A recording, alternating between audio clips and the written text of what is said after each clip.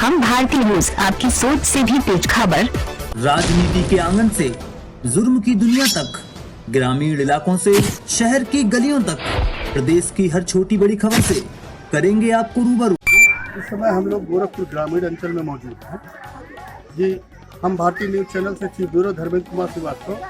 ग्रामीण अंचल काफ़ी चर्चा का विषय हमेशा बना रहता है, जहाँ की काफ़ी घमाघमी होती है। इस समय जो है गोरखपुर ग्रामीण अंचल में भाजपा से विपिन साहब और सपा से विजय बहादुर जी की टक्कर की लड़ाई हो रही है। जैसा कि यहाँ लोग मौजूद आपस में चर्चा कर रहे थे, सुनने में आया है कि ये दोनों लोग काफ़ी हद तक एक दूसरे को प्रतिक्रिया देने के लिए तैयार है और अखाड़े की द्वंद्व की तरह ये युद्ध चलता हुआ नजर आ रहा है। जिस तरीके से आप देखेंगे कि सूर्य विहार कॉलोनी में इस समय मौजूद है, जहाँ सूर्य विहार कॉलोनी आपका सूरज कुंड, यहाँ पे हम मौजूद हैं। यहाँ पे तमाम लोग जो है अपने अपने कार्यक्रम को स्थगित करके चुनाव के विषय में चर्चा करने के लिए उपस्थित हुए हैं। जैसा कि आप देखेंगे कि यहाँ पे तमाम मोहल्लावासी मौजूद हैं। जी, हम जानना चाहेंगे जी, आपका नाम क्या है? संतोष गोयल। जी, संतोष गोयल जी, आप बताइए कि ग्रामीण अंचल से आप इन जो भी चुनाव हो रहा है, ये चुनाव के विषय में आप क्या कहना चाहते हैं? चुनाव हो रहा है, चुनाव वो हमेशा होता है, होता रहेगा। हर 5 साल बाद ये मौका मिलता है कि जनता किसी एक अपने प्रतिनिधि को चुने। जी, बिल्कुल आप सही कह रहे हैं कि जो प्रतिनिधि आप चुनेंगे वह किस टाइप का प्रतिनिधि होना चाहिए कि जिससे आपका विश्वास उस पर बना रहे।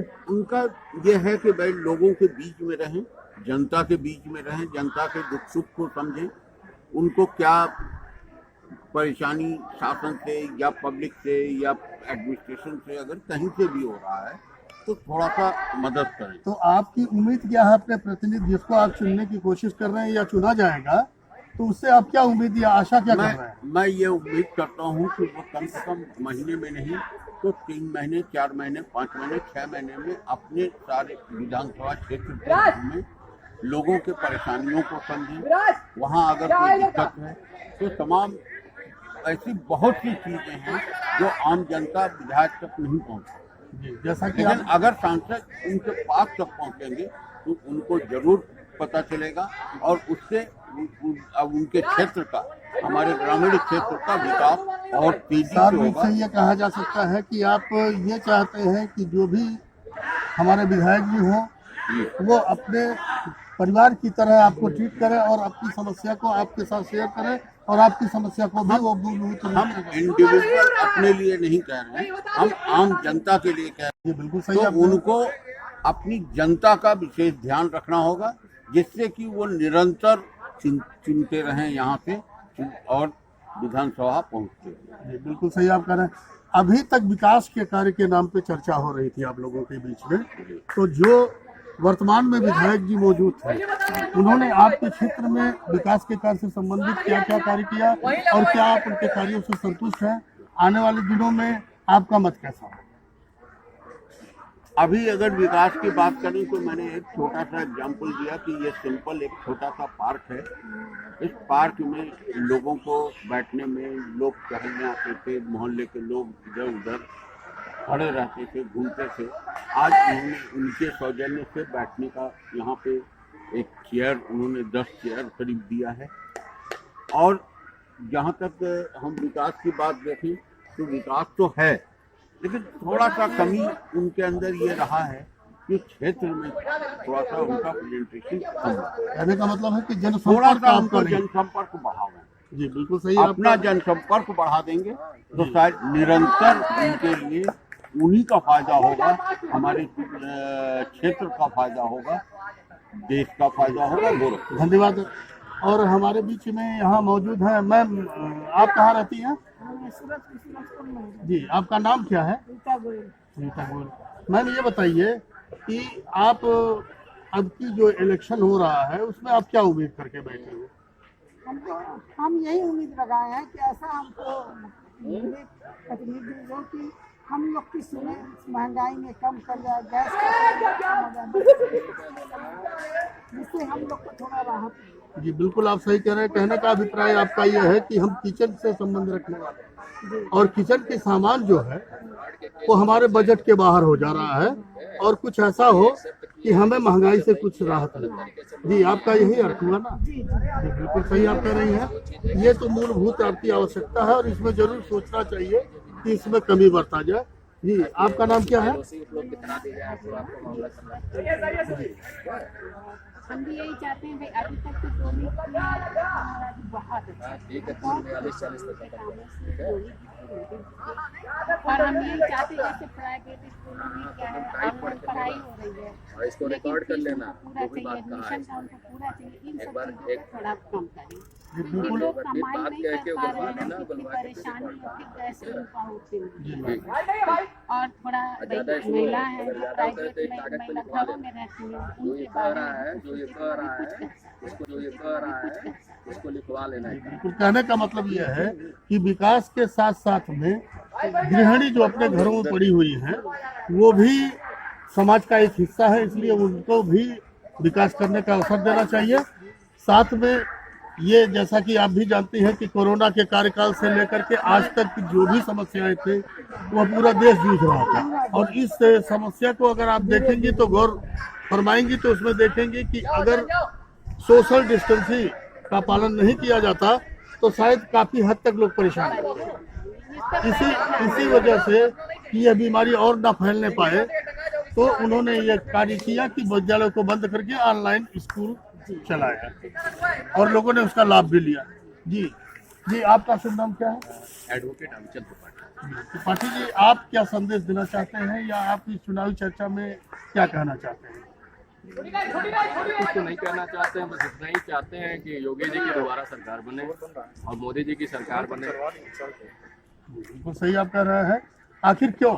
आपका अपनी जैसे देखिए हमारा जो अनुभव रहा है पिछले 5 सालों का, उस दौरान हमने देखा है कि योगी जी ने जिस तरह से काम किया अभी तक की पिछली कोई सरकार ने इस लेवल पे काम नहीं किया। और सबसे बड़ी बात यह है कि हम तो चूंकि खुद ही अधिवक्ता हैं और हम लोग जो है अपराधियों से ज़्यादा मिलते जुलते रहते हैं। हमारे कोर्ट कचहरी में हमेशा लोग आते हैं जमानत कराने और अन्य चीज़ों को करने कराने के लिए आते रहते हैं। तो उन सब चीज़ों में कचहरी एक ऐसी जगह है कि जहाँ पे सरकारों को लेके उनके कामों को लेके अक्सर चर्चाएं होती रहती हैं और बड़ी निष्पक्ष परिचर्चा होती है। यहाँ पे लोग गांव के लोग भी पहुँचते हैं, शहर के लोग भी पहुँचते हैं, हर एक चीज़ का। तो हर एक व्यक्ति में एक चीज़ का विश्वास बहुत अच्छा क्रिएट हुआ है कि अपराध में कमी हुई है और अच्छे खासे जो बड़े बड़े अपराधी हैं उनको जेल के अंदर रखा गया है।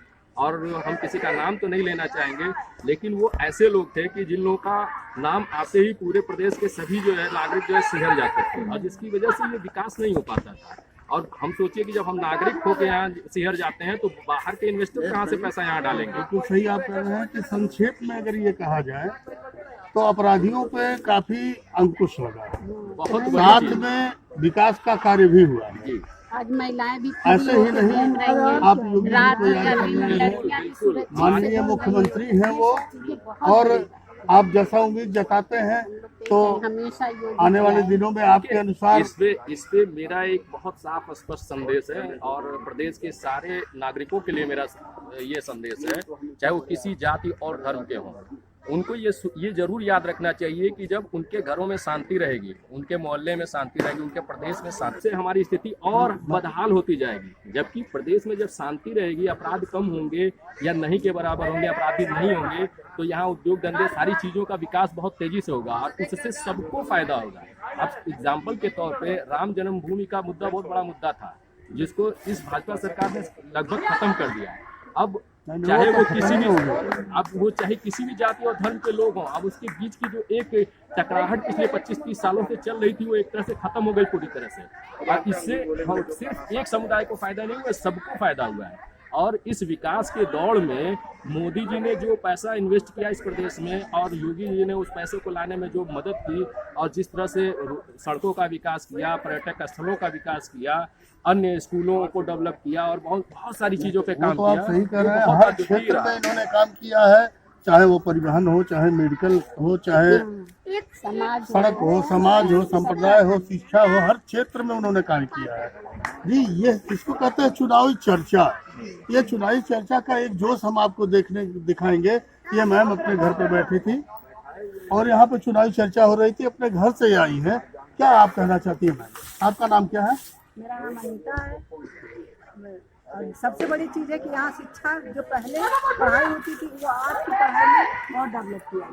सब लोग ऑनलाइन पढ़ने के साथ साथ, लेकिन एक प्रश्न ये भी है कि कुछ लोग ऐसे हैं जो ऑनलाइन तो हो रही है लेकिन पढ़ाई टीचरों लोग ध्यान नहीं दे रहे हैं, जिसके कारण पढ़ाई में थोड़ा सा बच्चे पीछे होते जा रहे हैं। कारण इसका ये भी एक वजह है, इस वजह से बच्चे जो है नहीं, अभी जैसा मैम ने बताया कि आप भी सहमत हैं इस बात से कि ऑनलाइन पढ़ाई होने के बाद भी स्कूल और कॉलेजेस में राहत नहीं मिल रहे हैं और फीस वगैरह जो के त्यों बने हुए सबसे हैं। बड़ी पॉइंट ये है कि फीस वो लोग ये भी नहीं सोच रहे हैं कि परिवार में कोई कमाने वाला इस वक्त है या नहीं है, कितने लोगों के साथ कितने हादसा होगा, लेकिन उनसे कोई फर्क नहीं पड़ता। उनको फीस चाहिए तो चाहिए और एडमिशन फीस कम से कम करें। उतने बच्चे में कुछ तो कंसेशन करके बच्चों का फीस लें। हाई स्कूल इंटर के सारे बच्चों की फीस बढ़ती जा रही है, कम नहीं हो रही है। जी, आप बिल्कुल सही कह रही हैं। इस चुनावी चर्चा में आपने अपने संदेश को हमारे चैनल के माध्यम से संबंधित अधिकारियों से कहना चाहा और हम उम्मीद करते हैं कि आपकी इस संदेश को संबंधित अधिकारियों तक जरूर पहुंचाएंगे। जी मैम, आपका नाम क्या है? जी, सरिता गुप्ता मैम, आप इस चुनाव चर्चा में क्या कहना चाहते हैं?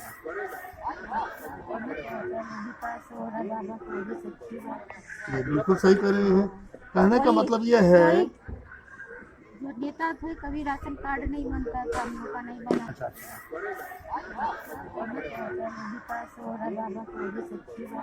ये बिल्कुल सही कर रही हैं। कहने का मतलब ये है जो नेता थे कभी राशन कार्ड नहीं बनता था, हम लोग का नहीं बना, कभी कोई राशन नहीं देता, जिनकी वजह से राशन नहीं बना। बहुत सब विकास कर रहे हैं।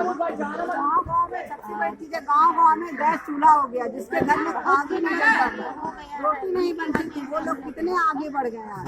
हर जगह बिजली मिलने लगी, पानी मिलने लगी, पानी मिलने लगा, बिजली मिलने लगा, हर सब सुविधा बाबा योगी जी के राज में हुआ है। बिल्कुल आप लोग सही कह रहे हैं कि विकास की गिनती जितनी ही की जाए वो कम है। औरतों पर भी देहात और अत्याचार शहर कम होने लगा। में कोई खास अंतर अब नहीं रह गया। जी, इसी के संदर्भ में मैं कहना चाहता हूं कि यह चुनावी चर्चा निरंतर चलता ही रहेगा। हम भारतीय न्यूज चैनल से धर्मेंद्र कुमार श्रीवास्तव, चीफ ब्यूरो गोरखपुर। जी, धन्यवाद आप सभी का।